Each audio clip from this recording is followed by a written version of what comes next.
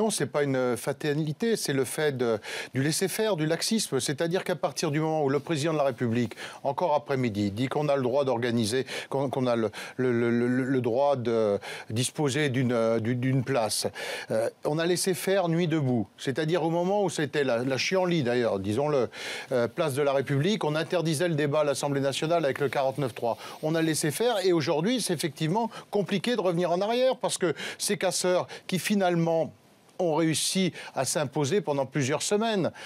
Il est temps effectivement que tout cela, ça s'arrête. Et le bazar continue. Et le bazar continue, c'est ça la réalité. Et les Français aujourd'hui, ce qu'ils se demandent, c'est quand ça va s'arrêter. Quand les gens qui ont envie de travailler vont pouvoir aller travailler.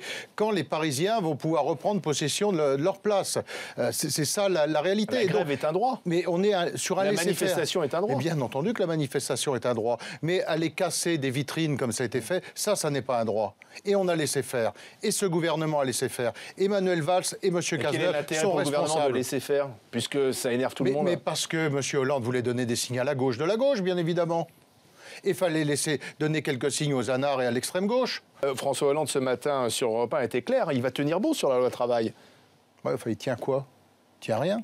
La réalité, c'est qu'à travailler comme il le fait aujourd'hui, on a tous les inconvénients des réformes sans en avoir aucun avantage. Puisqu'on est dans un texte qui est creux, c'est une coquille vide, mais il a généré tous les inconvénients de la réforme parce qu'il y a effectivement les manifestations, les réactions de partout, et on n'aura aucun avantage parce que dans cette loi, il n'y a rien. Oui, lui, il se présente comme un réformateur, il l'a dit, moi je réformerai jusqu'au bout. On a envie de se pincer. Si François Hollande réforme, là, c'est quand même une grande nouvelle. Vous tenez un scoop.